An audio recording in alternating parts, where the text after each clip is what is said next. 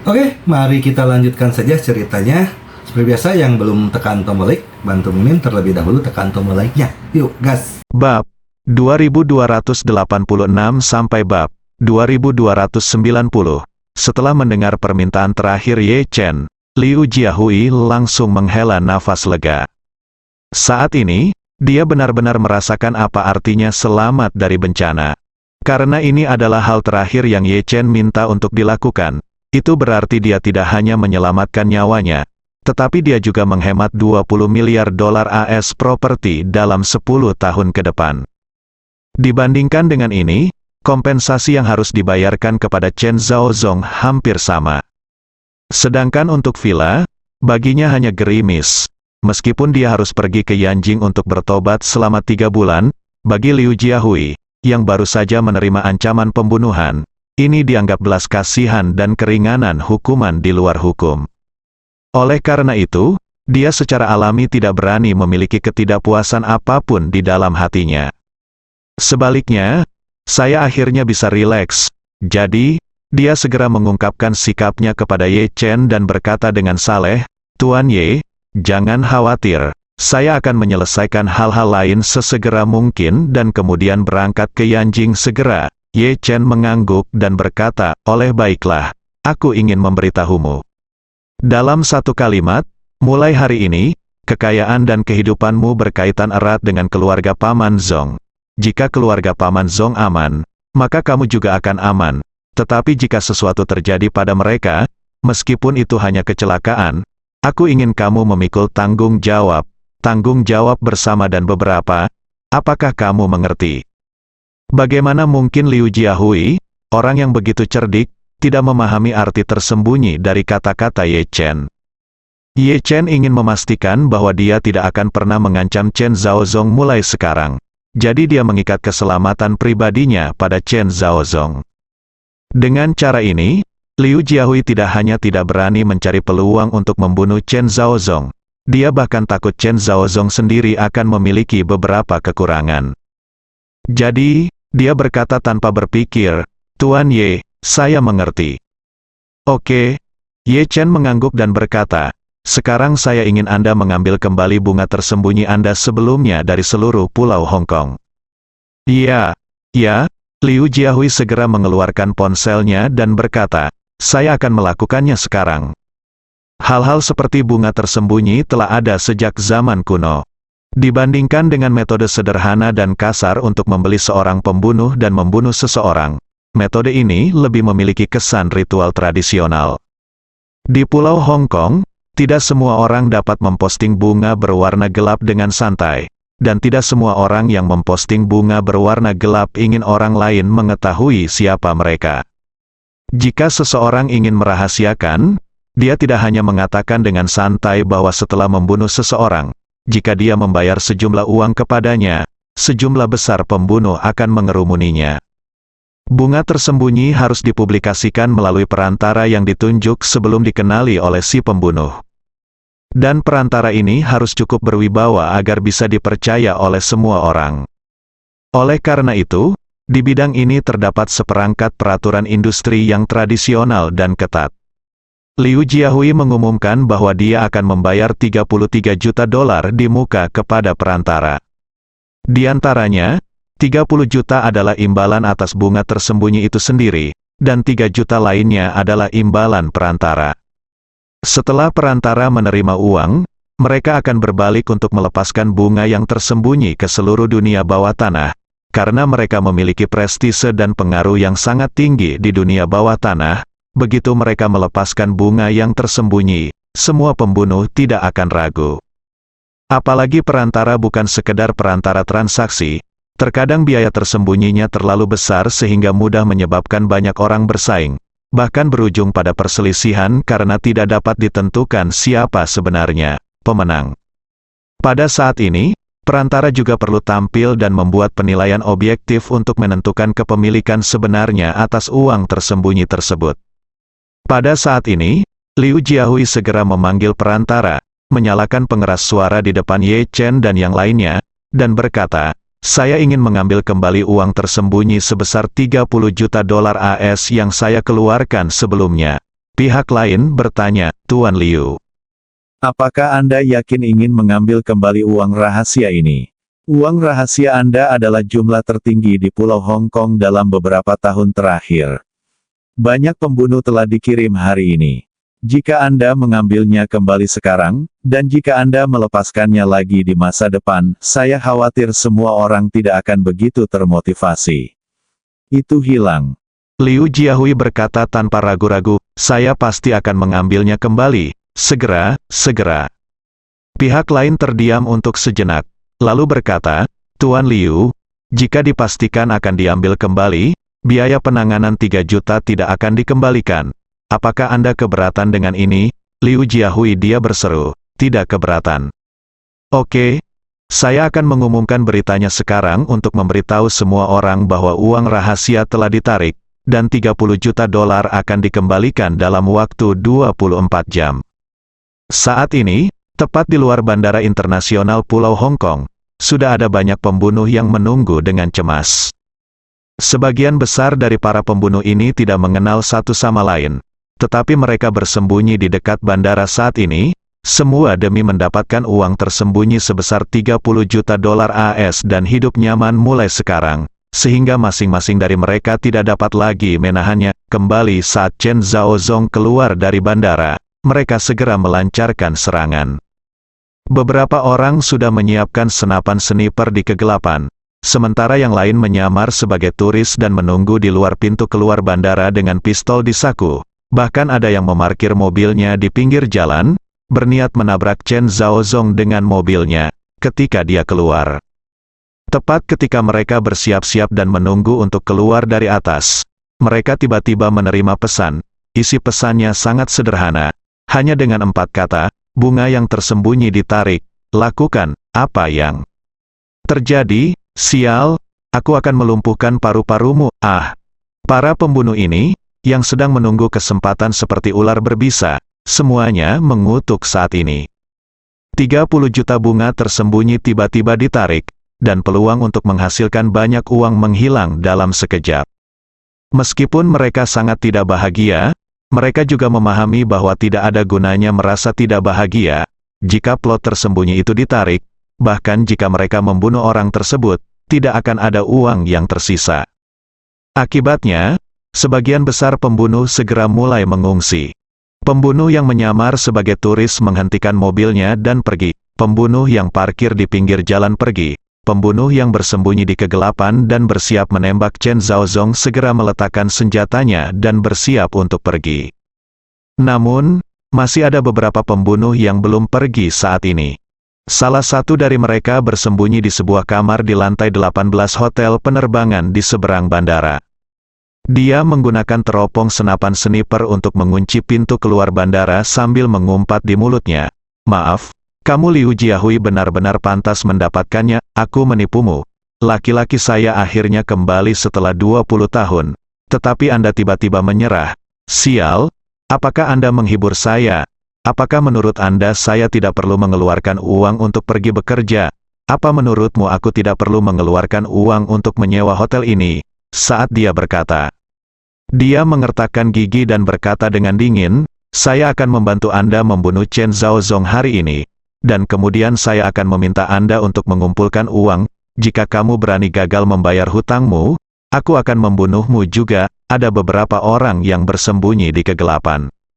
Pembunuhnya memiliki mentalitas yang sama saat ini. Meskipun penerbit 30 juta bunga tersembunyi ini tidak meninggalkan nama mereka, mereka semua tahu bahwa bunga tersembunyi itu pasti dilepaskan oleh Liu Jiahui. Oleh karena itu, ide mereka adalah untuk membunuh mereka terlepas dari apakah bunga tersembunyi itu ditarik atau tidak. Tanyakan Liu Jiahui untuk penjelasannya. Meskipun itu pemerasan, Anda tetap harus mendapatkan kesepakatan dari Liu Jiahui. Saat pria itu sedang menatap pintu keluar bandara, dia merasakan sesuatu yang dingin dan keras tiba-tiba menghantam bagian belakang kepalanya. Dia tiba-tiba ketakutan karena dia tidak mendengar gerakan apapun dan tidak mengerti mengapa seseorang tiba-tiba muncul di belakangnya dan menodongkan pistol ke belakang kepalanya. Jadi, dia bertanya dengan gugup, "Saudaraku, kamu menodongkan pistol ke arahku?" tahukah kamu dendam apa yang ada di antara kita? Pria di belakangnya bertanya dengan dingin, Anhua telah mundur, mengapa kamu tidak pergi? Pembunuhnya mengira dia adalah rekannya dan dengan cepat berkata, setiap orang pasti ingin mendapatkan uang rahasia itu, mengapa kita berdua tidak bergabung, atau saya dapat membantu Anda membunuh Chen Zhaozong itu? Bagaimana menurut Anda? Pria itu di belakangnya mendengus dan berkata, tidak, maaf, saya dari Istana Wanlong, dan saya sudah lama mengawasi Anda, jika Anda keluar dari sini sekarang, saya akan menyelamatkannya, hidupmu. Tapi sayang sekali kamu tidak pergi meskipun aku memberimu cara untuk bertahan hidup. Pria itu langsung ketakutan. Dia tidak mengerti mengapa orang-orang dari Istana Wanlong mengincarnya. Jadi dia tanpa sadar menoleh, menatap pemuda di belakangnya, dan bertanya tanpa sadar, Tang, Istana Dangtang Wanlong, benar-benar memperhatikan bunga yang tersembunyi seperti itu. Jenderal Istana Wanlong mencibir, kami datang ke Pulau Hong Kong bukan untuk mendapatkan bunga tersembunyi, tapi untuk membunuh siapapun yang ingin mendapatkan bunga tersembunyi. Setelah mengatakan itu, dia segera meraih kera pria itu dan membawanya langsung dari hotel dengan membawa pistol. Jendela gedung itu dibuang. Setelah si pembunuh terjatuh dari gedung, beberapa pembunuh yang bersembunyi di tengah kerumunan di luar pintu keluar bandara tiba-tiba ditundukkan oleh anggota kuil Wanlong lainnya yang menyamar. Pembunuh yang bersembunyi di dalam mobil dan menunggu kesempatan belum sempat bereaksi. Ia langsung dijepit depan dan belakang oleh mobil anggota Wanlong Dian. Sebelum sempat bereaksi, anggota Wanlong Dian menerobos masuk dan langsung masuk ke dalam mobil, bawa pergi. Baru sekarang para pembunuh ini menyadari bahwa mereka telah lama diawasi secara ketat oleh para prajurit Istana Wanlong. Para pembunuh yang meninggalkan tempat kejadian segera setelah menerima berita penarikan Anhua tidak merasa malu dengan Istana Wanlong, dan mereka yang tidak mau melakukannya, pergi tidak dalam masalah, langsung menjadi tawanan Istana Wanlong. Pada saat ini, di ruang VIP bandara, Liu Jiahui berkata kepada Ye Chen dengan sangat lega, Tuan Ye, bunga yang tersembunyi telah ditarik, para pembunuh itu pasti sudah menerima beritanya. Anda dapat yakin. Ye Chen mengabaikannya. Dan dia memandang Wan Pojun dan bertanya, Pojun, apakah semuanya sudah selesai? Wan Pojun berkata dengan hormat, Tuan Ye, Anhua memang telah mundur, tetapi masih ada beberapa pembunuh yang belum keluar dari jangkauan kendali kami. Namun, orang-orang kami telah menanganinya, membunuh 1 orang dan menangkap 7 orang. Bagus sekali, Ye Chen mengangguk sedikit dan berkata, kirim 7 orang ini ke Surya juga, agar tidak mempengaruhi Pulau Hong Kong, istilah perdamaian dan stabilitas. Wan Pojun segera mengangkat tangannya dan berkata, saya mematuhi perintah saya. Ye Chen memandang Liu Jiahui dan berkata dengan tenang, Tuan Liu, keluhan antara Anda dan saya dan Paman Zong akan diselesaikan setelah kamu kembali dari Gunung Yeling di Yanjing. Semuanya sudah berakhir. Jika kamu ingin bekerja sama dengan Isi Ping, aku juga akan mengatur seseorang untuk menghubungimu. Selama kamu menepati janjimu mulai sekarang, aku, Ye Chen, tidak memiliki persyaratan lain untuk Anda dan tidak akan mempermalukan Anda lagi. Ketika Liu Jiahui mendengar ini, dia benar-benar merasa lega dan berkata dengan hormat, terima kasih, Tuan Ye, atas kemurahan hati Anda. Setelah mengatakan itu, dia segera berkata kepada Chen Zhaozong, Zong, saya akan menulis cek untuk uang yang dijanjikan kepada Anda hari ini. Ini dia. Chen Zhaozong di samping berkata, Tuan Ye, saya tidak menginginkan uang ini lagi. Sumbangkan saja semuanya, Ye. Chen mengangguk dan berkata, cara menggunakan uang ini terserah Anda, Paman Zong. Kebebasan, apapun yang terjadi, saya mendukungnya. Chen Zhaozong berkata, dalam beberapa tahun terakhir, saya telah berada di Amerika Serikat dan bertemu banyak anak yatim piatu Tionghoa seperti anak laki-laki yang kuat, jadi 20% dari uang itu akan digunakan untuk mendukung orang-orang Tionghoa yang jatuh di luar negeri. Anak yatim piatu, sumbangkan sisanya ke proyek harapan. Oke, Ye Chen berkata tanpa keberatan. Paman Zong adalah pria yang sangat penuh cinta. Karena kamu telah memutuskan, lakukanlah sesuai keinginanmu. Pada saat ini, Fang Jiaxin, yang telah lama terdiam, mau tidak mau mengingatkannya, "Ah Zong, kamu, ibumu menderita stroke dan kesehatannya sangat buruk. Dia dirawat di rumah sakit misi. Kamu harus tinggal di rumah sakit, beri dia sejumlah uang untuk mengobati penyakitnya." Chen Zhaozong tertegun dan berseru, "Kapan itu terjadi?" Beberapa hari yang lalu, Fang Jiaxin tidak berani menatap mata Chen Zhaozong dan berbisik, "Saya pergi ke rumah sakit untuk menemuinya, dan dokter mengatakan situasinya sangat pesimistis. Yang terbaik adalah mengirimnya ke Amerika Serikat untuk berobat. Jika tidak, saya khawatir dia tidak akan punya banyak waktu." Chen Zhaozong panik. Dia menatap Fang Jiaxin dan berkata dengan penuh rasa terima kasih, "Terima kasih, Nyonya Liu." Setelah mengatakan itu, dia berbalik dan berkata kepada Ye Chen, "Tuan Ye, saya ingin bertemu ibu saya dulu." Ye Chen berkata, "Paman Zong, biarkan aku pergi bersamamu."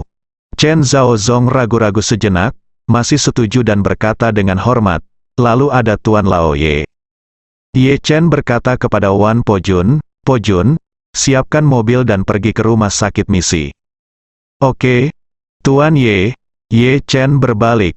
Kemudian dia berkata kepada Liu Jiahui, "Tuan Liu, Anda boleh pergi, luangkan waktu untuk menangani masalah yang tersisa. Yang terbaik adalah menyelesaikan masalah villa besok." "Oke, oke." Liu Jiahui mengangguk tanpa berpikir dan berkata, "Jangan khawatir, Tuan Ye, saya akan menyelesaikan masalah ini malam ini." Ye Chen mengangguk puas, lalu menatap Liu Manqiong, yang matanya merah, dan berkata dengan tangan ditangkupkan, "Nona Manqiong, saya telah sangat menyinggung perasaan Anda hari ini. Mohon maafkan saya, Liu." Manqiong menatap Ye Chen dengan marah dengan sepasang mata besar berlinang air mata. Dia ingin mengatakan sesuatu, tetapi dia tidak mengatakan apa-apa. Liu Jiahui dengan cepat mengingatkannya dengan suara rendah, "Manqiong, Tuan Ye sedang berbicara dengan Anda. Apa yang kamu lakukan dengan bodohnya? Kenapa kamu tidak menjawab dengan cepat, Liu?" Manqiong dengan keras kepala memalingkan wajahnya ke satu sisi dan mengulurkan tangan untuk menghapus air mata yang jatuh dari sudut matanya. Ye Chen merasa bersalah, tetapi tidak tahu bagaimana menjelaskannya. Jadi dia berkata kepada Liu Jiahui, "Tuan Liu, karena Nona Manqiong tidak ingin berbicara dengan saya, Anda juga tidak ingin berbicara dengan saya. Tidak perlu memaksanya, Liu." Jiahui tertawa 2 kali karena malu, dan berkata, "Gadis kecilku tidak tahu etiket. Aku membuat Tuan Ye tertawa." Ye Chen menggelengkan kepalanya sedikit, menoleh ke Fei Kexin, dan berkata, "Nona Fei, terima kasih atas kerja kerasmu. Kamu dan Tuan Yuan sudah terbang ke sini sejauh ini. Jika kamu tidak terburu-buru untuk kembali, aku akan mentraktirmu makan malam malam ini, Fei." Kexin berkata sambil tersenyum, "Oke, saya tidak terburu-buru. Jika Tuan Ye masih perlu tinggal di Pulau Hong Kong selama 1 atau 2 hari, saya bisa menunggu Anda di Pulau Hong Kong. Setelah Tuan, kamu yang menangani masalah ini, kita bisa kembali bersama." "Oke." Ye Chen mengangguk dan setuju.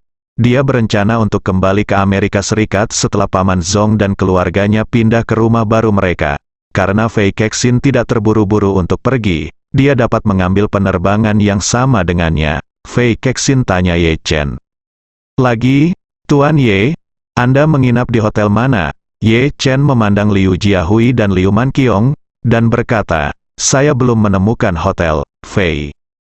Kexin juga secara kasar melihat keseluruhan cerita dan berkata, "Kalau begitu aku akan memilih hotel dan memesankan kamar untukmu." Ye Chen mengangguk. "Kalau begitu, itu semua berkat Nona Fei." Liu Manqiong menatap Ye Chen, ingin mengatakan sesuatu, tetapi tidak bisa. Liu Jiahui di samping sedikit kecewa, meskipun dia baru saja disiksa oleh Ye Chen. Dia masih ingin terus mengundang Ye Chen dan Ye Chen dalam hatinya. Fei Kexin pergi untuk tinggal di rumahnya sendiri. Namun, dia juga tahu bahwa dalam situasi ini, jika dia masih ingin memiliki harga diri, akan sulit baginya untuk mengatakan ini. Jadi dia ragu-ragu lagi dan lagi, tapi masih diam saja. Ye Chen tidak menunda lagi. Dia pergi bersama Chen Zhaozong dan Wan Pojun. Fei Kexin juga siap untuk pergi, tapi sebelum pergi, dia datang ke Liu Manqiong secara khusus, mengeluarkan kartu nama dari tasnya, menyerahkannya kepada Liu Manqiong, dan berkata sambil tersenyum, "Liu Manqiong Nona, nama saya Fei Kexin, ini kartu nama saya. Jika Anda memerlukan sesuatu di masa mendatang, Anda dapat menghubungi saya kapan saja, Liu." Manqiong masih tenggelam dalam kesurupan dan kesakitan. Tiba-tiba dia melihat kartu nama yang diserahkan oleh Fei Kexin, dan dia sedikit terkejut. Dia datang ke sini tepat di belakang. Jadi dia dan Fei Kexin bahkan tidak berbicara. Aku tidak tahu mengapa kepala keluarga Fei yang terkenal berinisiatif memberinya kartu namanya. Melihat putrinya masih linglung, Liu Jiahui segera mengingatkannya dengan suara rendah, "Manqiong, Nona Fei sedang berbicara denganmu, Liu." Manqiong sadar dan buru-buru berkata, "Terima kasih, Nona Fei." Fei Kexin tersenyum ramah dan berkata dengan serius, "Anda tidak harus bersikap sopan." Setelah mengatakan itu, dia meletakkan kartu nama itu ke tangan Liu Manqiong dan tersenyum dengan tenang. "Nona Liu, saya harus pergi dulu, dan kami akan menghubungi Anda nanti." Liu Manqiong mengangguk sedikit dan bersikap sopan sebelum melihat Fei Kexin pergi. Fei Kexin membawa Yuan Zixu keluar dari bandara, dan Yuan Zixu bertanya dengan bingung, "Nona, Anda tampaknya sangat mengkhawatirkan Nona Liu." Fei Kexin tersenyum sedikit, menggelengkan kepalanya dan berkata, "Tuan Ye lah yang lebih tertarik padanya. Perhatikan, aku suka Wujiwu." "Ahem, Nona, apakah kamu baru saja mengatakan bahwa kamu menyukai rumah dan burung itu?" Yuan Zixu memandang Fei Kexin dengan heran, tetapi dia tidak menyangka bahwa dia akan mengatakannya dengan enteng. Fei kesenang melihat ekspresi terkejut Yuan Zixu dan berkata sambil tersenyum, "Tuan Yuan, Anda juga seorang ahli seni bela diri yang telah mendengar semuanya. Saya baru saja mengatakannya dengan sangat jelas. Apakah Anda belum mendengarnya dengan jelas?" Yuan Zixu buru-buru berkata, Tidak, saya hanya tidak menyangka kata-kata ini keluar dari mulut Anda, Nona, dan saya sedikit terkejut." Fei Kexin tersenyum dan berkata dengan serius, "Tuan Yuan, jangan-jangan kaget, saya bukan satu-satunya yang menyukai Tuan Ye. Pernahkah Anda memperhatikan betapa kesalnya Nona Liu memandang Tuan Ye barusan? Jika seorang wanita memandang pria dengan mata sebal, dia akan mencintainya begitu banyak di hatinya." Yuan Zixu mengangguk dan berkata sambil tersenyum, "Apa maksudmu?" Memang benar, Fei Kexin hanya bisa menghela nafas. "Oh, Tuan Ye baru saja berada di Pulau Hong Kong selama 2 hari. Saya tidak terkejut dia menyukai Tuan Ye dalam 2 hari, tetapi dia dapat membuat Tuan Ye merasa tertekan dalam 2 hari. Saya benar-benar tidak menyangka." Yuan Zixu bertanya dengan heran. "Mengapa saya tidak melihat bahwa Tuan Ye merasa kasihan pada Nona Liu?" Fei Kexin tersenyum dan berkata, "Itu mungkin karena Anda tidak cukup memperhatikan." Yuan Zixu menertawakan dirinya sendiri. Dia tersenyum dan kemudian bertanya pada Fei Kexin, "Nona, karena Anda juga menyukai Tuan Ye, maka Nona Liu adalah pesaing Anda. Mengapa Anda berinisiatif berteman dengannya?" Fei Kexin berkata sambil tersenyum, "Kamu. Jika Tuan Ye belum menikah, maka dia adalah saingan cintaku. Tapi masalahnya Tuan Ye sudah menikah. Jadi dia adalah temanku, dan saudara perempuanku." Setelah itu, dia menambahkan, "Hal terindah di antara pria, ada kata sifat yang disebut saudara laki-laki dalam kesusahan, dan dia dan saya dapat dianggap sebagai saudara perempuan dalam kesusahan." Yuan Zixu tertegun oleh kejujuran Fei Kexin, tapi kemudian dia memikirkannya, wanita tertua ini sendiri bukanlah wanita biasa. Dengan gaya aktingnya, bersikap anggun dan lugas adalah hal yang normal. Memikirkan hal ini, dia berkata dengan santai, "Nona, konon Tuan Ye memiliki banyak orang kepercayaan, termasuk bintang terkenal Gu Qiuyi, Su Ziyu dari keluarga Su, dan Ito Nanako dari keluarga Ito. Ini semua adalah pewaris keluarga-keluarga besar seperti kamu." "Ya, Fei Kexin menghela nafas, kamu bilang, ini hanya sebagian kecil dari mereka, ada begitu banyak pesaing, dan mereka semua terlihat sangat kuat, saya tampaknya benar-benar berbeda kecuali menjadi lebih pintar, keuntungan. Saat dia mengatakan itu, dia menoleh ke arah Yuan Zixu dan bertanya, Tuan Yuan, apakah menurutmu ada cara mengejutkan untuk menang di sini? Ahem, Yuan Zixu terbatuk 2 kali dengan canggung dan berkata, Nona, sejujurnya, Tuan Ye adalah orang yang aneh. Itu bukanlah sesuatu yang bisa ditebak oleh orang seperti saya. Dalam hal kecerdasan, Anda jauh lebih pintar dari saya. Jika Anda tidak dapat memikirkan apapun cara yang mengejutkan untuk menang, saya tidak bisa melakukannya, ya. Fei Kexin berkata tanpa daya. Jika itu cara menolak seorang pria untuk mengejar saya, maka saya harus berpengalaman, tetapi bagaimana cara mengejar seorang pria? Saya tidak punya pengalaman sama sekali. Setelah itu, dia menghela nafas dan menggelengkan kepalanya. Lupakan saja, jalannya panjang dan panjang, luangkan waktumu. Pada titik ini, Fei Kexin tidak bisa menahan diri untuk berbisik pelan. Saya pikir Tuan Ye tampak tidak berdaya ketika dia pergi, tetapi sekarang dia dapat membantu Tuan Ye dan Nona Liu menyelesaikan perbedaan mereka. Yuan Zixu bahkan lebih bingung, Nona, jenis catur apa yang kamu mainkan? Fei Kexin berkata dengan serius, ini bukan permainan catur. Saya sangat ingin berbagi kekhawatiran Tuan Ye. Saya tidak punya ide lain. Saya hanya perlu mengabdikan diri dengan sepenuh hati kepada Tuan Ye. Bahkan jika saya tidak naik podium di pada akhirnya, setidaknya aku membalas budinya. Pada saat ini, Ye Chen dan Chen Zhaozong sedang duduk di dalam mobil yang dikendarai oleh Wan Pojun, dengan cepat menuju ke rumah sakit misi. Sepanjang jalan, Chen Zhaozong menjadi semakin cemas, dengan keringat dingin di dahinya satu demi satu. Melihat dia gugup, Ye Chen menghiburnya dan berkata, Paman Zong, jangan terlalu khawatir, orang tua itu akan mampu membalikkan krisis. Chen Zhaozong menghela nafas, ibuku yang sudah tua berusia lebih dari 80 tahun. Tahun ini, saya khawatir dia terkena stroke pada usia ini. Situasinya tidak akan terlalu optimis. Ye Chen tersenyum sedikit, jangan khawatir, tidak akan ada masalah. Chen Zhaozong sedikit mengangguk, tetapi ekspresinya masih khawatir. Wan Pojun dengan cepat pergi ke gerbang rumah sakit misi. Chen Zhaozong tidak menunggu mobilnya berhenti, dia segera membuka pintu dan keluar dari mobil, dan berlari menuju aula. Dia datang ke meja perawat untuk menanyakan informasi ibunya, dan perawat yang bertugas dengan cepat menemukan departemen dan nomor tempat tidur di mana wanita tua itu berada.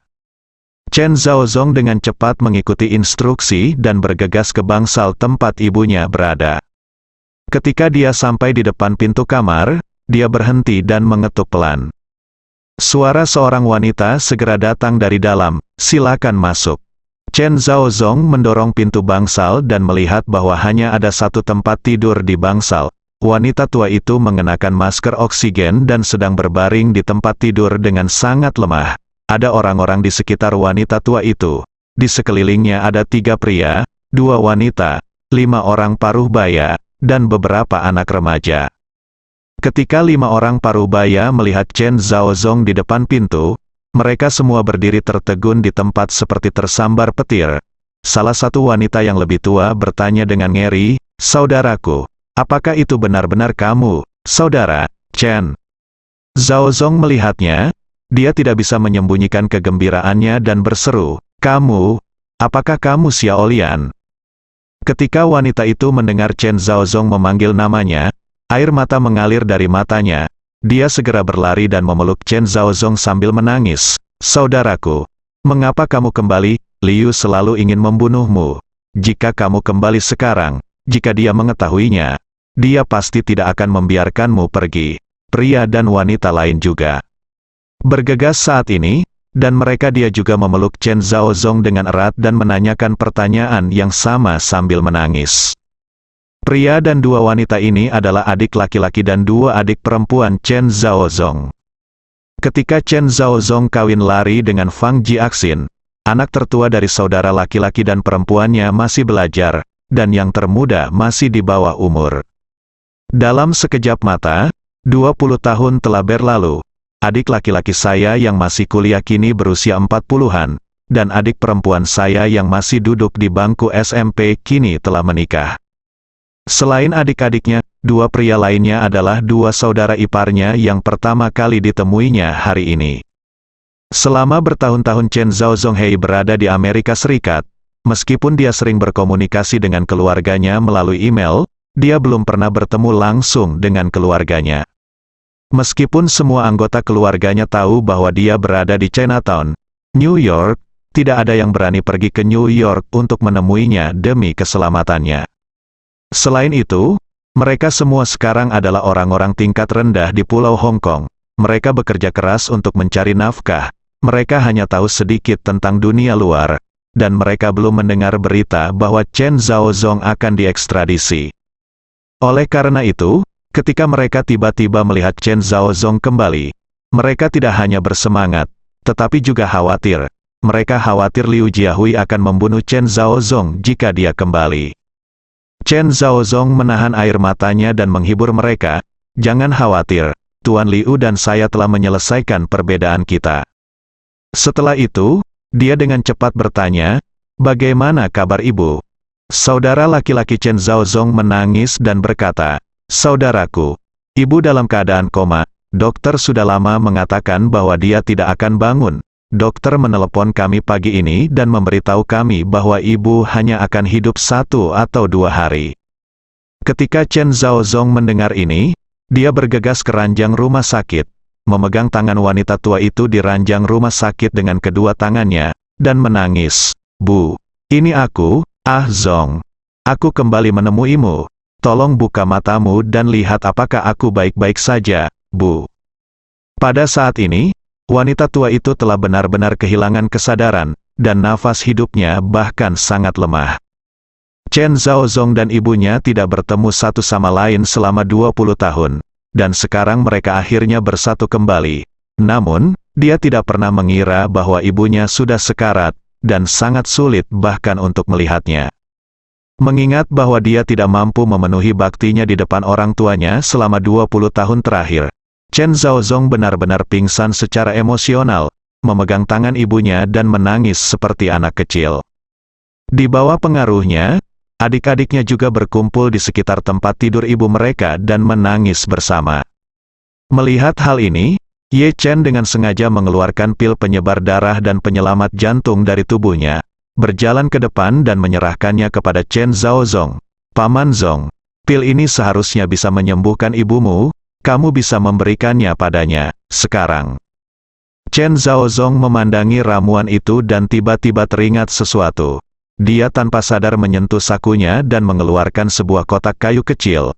Dia berkata dengan serius, Tuan Ye, saya masih membawa ramuan yang Anda berikan kepada saya sebelumnya. Ini, bisakah kamu menyembuhkan ibuku? Ye Chen mengangguk dan berkata, ya. Kakekku pernah sakit parah sebelumnya dan diselamatkan oleh pil. Chen Zhaozong tidak bisa menahan kegembiraannya dan berkata, kalau begitu, bagus sekali, terima kasih kamu Tuan Ye, aku akan memberikan ini pada ibuku. Setelah mengatakan itu, dia segera membuka kotak kayu itu dan mengeluarkan pil penyebar darah dan penyelamat jantung. Ye Chen tidak memaksa lagi dan diam-diam mengambil kembali pil yang dia keluarkan. Chen Zhaozong segera melepas masker oksigen ibunya dan berkata kepada adik laki-lakinya, Azu, bantu aku mengangkat ibu. Adik laki-laki itu segera mengikutinya. Dan dengan lembut mengangkat tubuh bagian atas wanita tua itu. Chen Zhaozong memasukkan ramuan yang diberikan Ye Chen ke dalam mulut wanita tua itu, dan kemudian menatap wanita tua itu dengan saksama, berharap keajaiban terjadi. Dan pil penyebar darah dan penyelamat jantung tidak pernah mengecewakan. Hanya dalam beberapa detik, kulit pucat wanita tua itu berubah menjadi merah, dan napasnya yang awalnya sangat lemah berangsur-angsur menjadi rata dan kuat. Kemudian, kelopak mata wanita tua itu bergetar beberapa kali, dan dia perlahan membuka matanya. Mungkin karena dia belum beradaptasi dengan cahaya, mata wanita tua itu tidak bisa melihat dengan jelas untuk beberapa saat, dan dia berkata dengan samar, Azu, aku baru saja bermimpi. Aku bermimpi kakak tertuamu telah kembali. Beberapa anak semua orang sangat terkejut hingga mereka tidak dapat berbicara. Tidak ada yang menyangka pil Ye Chen begitu efektif. Dia terbangun dari koma yang dalam hanya dalam 10 detik. Kata-kata pertama ibu tua itu setelah bangun tidur membuat Chen Zhaozong langsung menangis. Dia tersedak dan berkata, "Bu, saya Zong, saya kembali."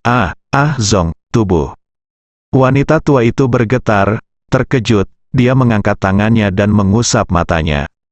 Setelah penglihatannya berangsur pulih dan pemandangan di depannya menjadi lebih jelas, dia menatap Chen Zhaozong dengan mata terbelalak untuk waktu yang lama, lalu tiba-tiba mengulurkan tangan dan menamparkan wajahnya, dan mengutuk dengan marah, "Kamu bajingan, siapa yang bertanya padamu untuk kembali?" Setelah itu, dia melihat putra kedua dan kedua putrinya dengan marah. Dia bertanya, "Siapa yang memintamu menelepon kembali kakak tertuamu? Bukankah aku sudah bilang bahwa aku tidak bisa memberitahunya bahkan jika aku mati, selama dia kembali ke Pulau Hong Kong, pria bernama Liu akan melakukannya. Itu akan membunuhnya." Chen Zhaozong berkata dengan tergesa-gesa, "Bu, jangan khawatir, Tuan Liu dan saya telah berdamai, dan tidak ada yang akan membunuh saya." Bagaimana? Mungkin, wanita tua itu tidak dapat mempercayainya dan berseru, "Terakhir kali Ji Axin datang menemui saya. Dia secara khusus meminta saya untuk memberitahu Anda agar tidak kembali ke Pulau Hong Kong. Dia mengatakan bahwa Liu telah menolak membiarkanmu pergi selama bertahun-tahun. Kamu membuatnya menertawakan seluruh Pulau Hong Kong. Dia selalu sangat membencimu. Bagaimana aku bisa berdamai denganmu?" Chen Zhaozong berbalik, menunjuk ke arah Ye Chen, dan berkata kepada wanita tua, "Bu, terima kasih kepada Guru Ye karena membantu saya menjadi penengah. Liu Jiahui juga berdamai dengan saya karena wajahnya." Chen Zhaozong berkata lagi, "Ngomong-ngomong, Bu, kamu bisa bangun berkat ramuan yang diberikan oleh Tuan Ye." Wanita tua itu memandang Ye Chen, dan sangat terkejut ketika dia melihat Ye Chen masih sangat muda, tetapi dia masih berkata dengan sangat hormat, "Tuan Ye, atas nama seluruh keluarga kami, terima kasih atas kebaikan Anda yang besar." Ye Chen buru-buru berkata, "Nenek, tolong jangan sopan, Paman Zong adalah sahabat ayahku selama hidupnya. Ini semua adalah hal yang harus aku lakukan." Ye Chen bertanya dengan prihatin, "Bagaimana perasaanmu sekarang? Apakah Anda masih merasakan ketidaknyamanan yang jelas?" Wanita tua itu tiba-tiba membeku dan berkata dengan terkejut, "Oh, ketika Anda mengatakan itu, sepertinya saya tidak ada yang salah dengan Anda, tempatnya tidak nyaman." Setelah itu, wanita tua itu mencoba untuk duduk sendiri dan merasa tubuhnya sangat ringan. Sebelumnya dia hampir kehilangan separuh nyawanya karena stroke, namun sekarang dia tidak merasakan tanda-tanda stroke. Kondisi keseluruhan orang ternyata baik. Beberapa anak juga kaget dan tidak bisa berkata-kata. "Tahukah Anda, sejak nenek tua itu menderita stroke, kondisi fisiknya sangat terpuruk.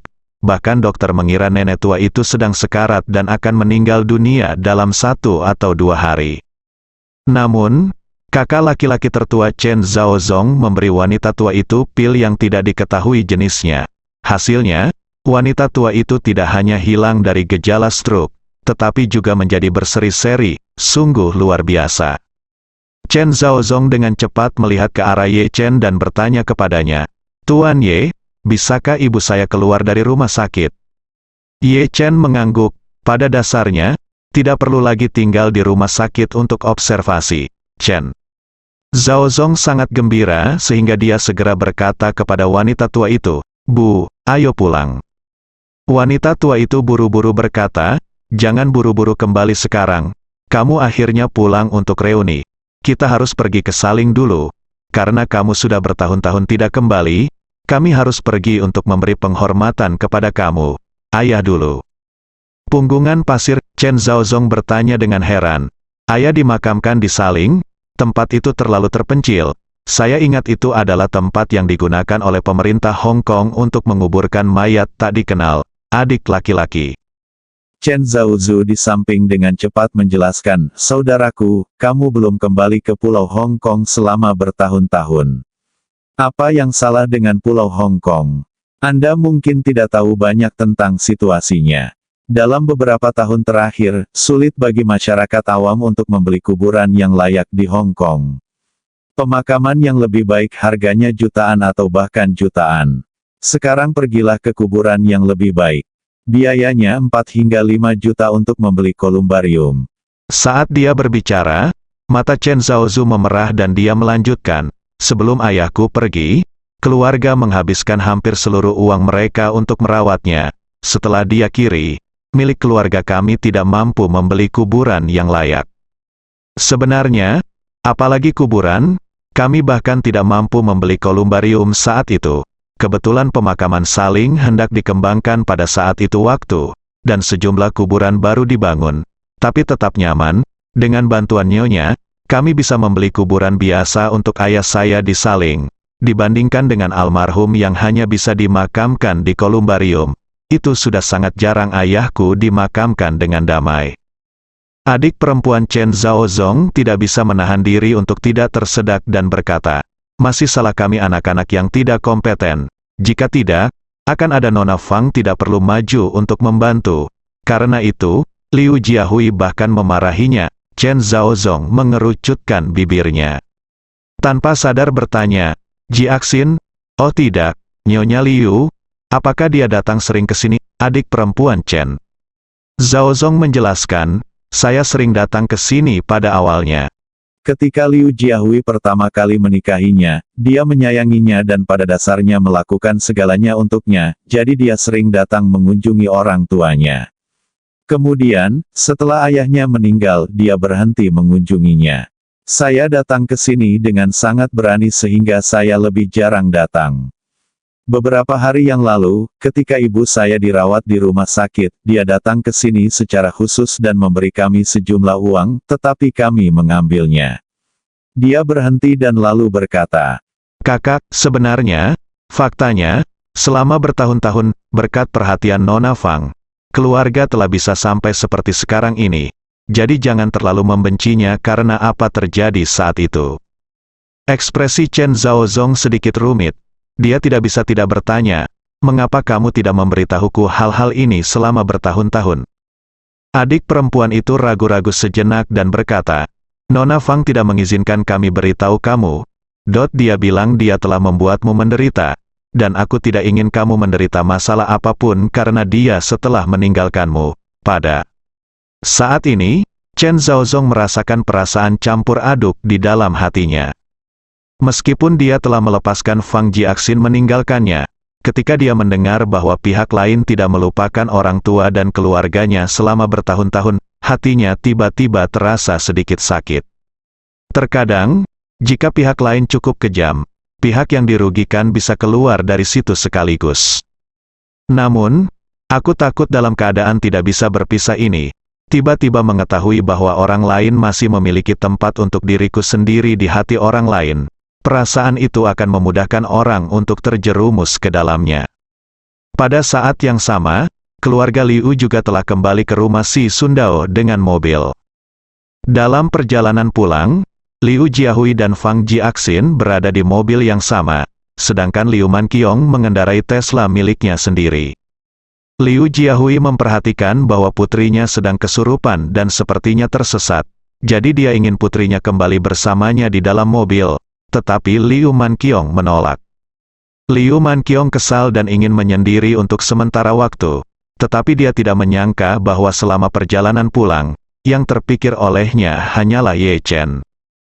Dia selalu secara tidak sadar memikirkan setiap detail sejak dia bertemu Ye Chen. Semakin dia memikirkannya, semakin dia merasa bahwa Ye Chen sepertinya telah terbakar di dalam hatinya. Namun, ketika dia berpikir bahwa Ye Chen telah menipunya dari awal sampai akhir, dia tidak bisa tidak mengeluh tentang Ye Chen. Untungnya, meskipun dia khawatir, dia tidak menghadapi keadaan darurat apapun dalam perjalanan pulang dan pulang dengan selamat. Ketika dia memarkir mobil, Liu Jiahui keluar dari mobil seolah-olah dia telah kehilangan jiwanya. Dia sepertinya baru pulih dari penyakit yang serius, dan bahkan gerakannya sedikit merepotkan. Melihat ini, Fang Jiaxin segera mendukungnya dan bertanya dengan prihatin, Jiahui, kamu baik-baik saja.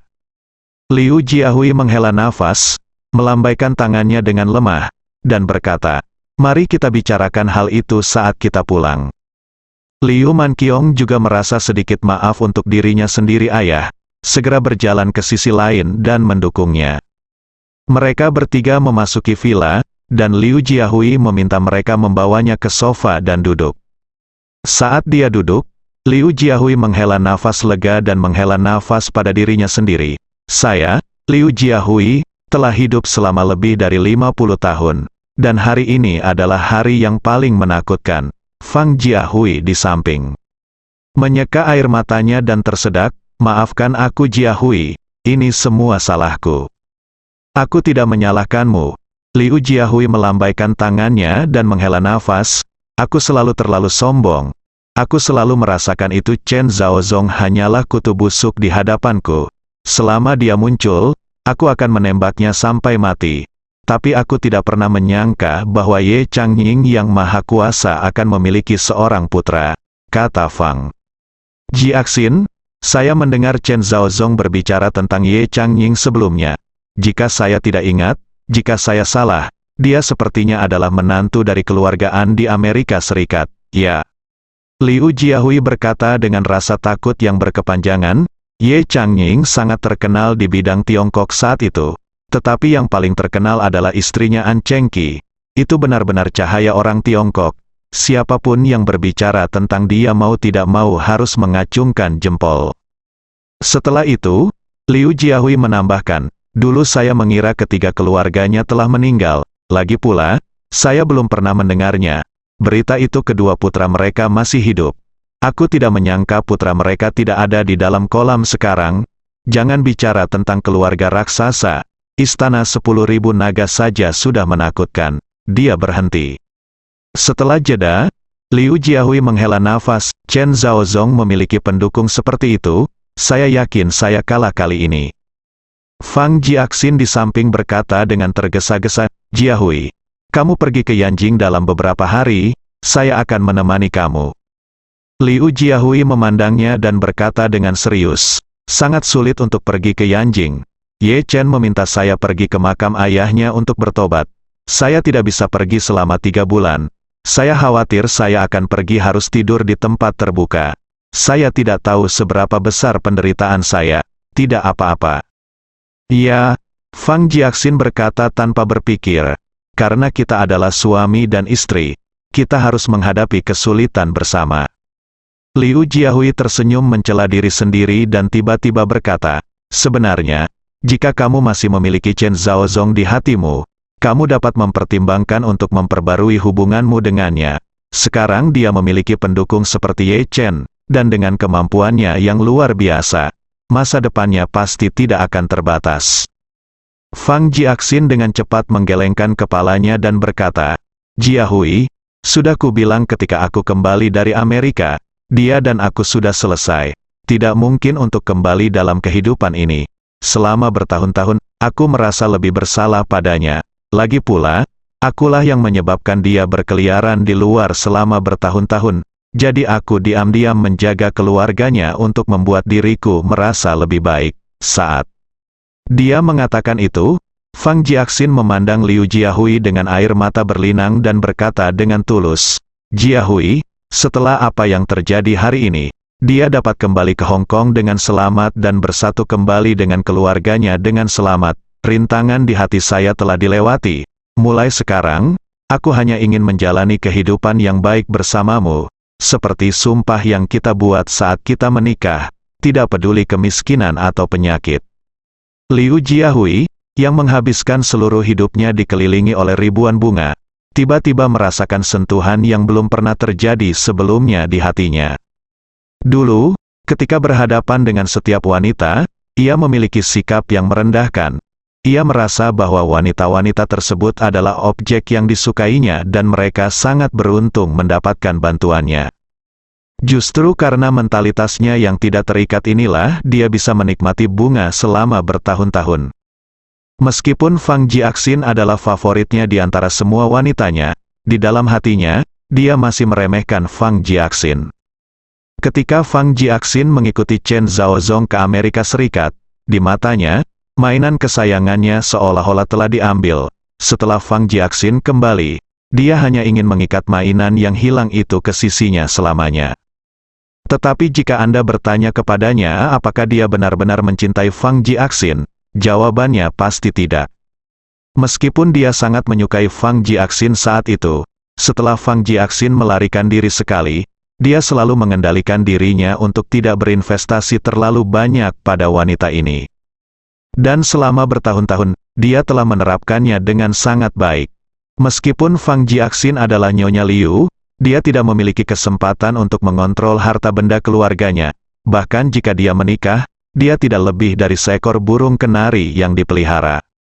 Tetapi pada saat ini, dia tiba-tiba merasakan bahwa jauh di lubuk hatinya, dia sepertinya tersentuh oleh apa yang baru saja dikatakan Fang Jiaxin. Sepanjang hidupnya, dia menikmati bunga dengan penuh kebanggaan, tetapi saat dia berlutut di depan Ye Chen dan memohon belas kasihan, harga dirinya telah lama hilang. Kini, ia lebih seperti seorang jenderal yang kalah. Ia telah kehilangan harga dirinya sebelumnya. Namun karena kegigihan wanita di sekitarnya, ia merasakan kelembutan jauh di lubuk hatinya. Sentuhan kelembutan yang bisa membuat pecundang merasa sedikit hangat.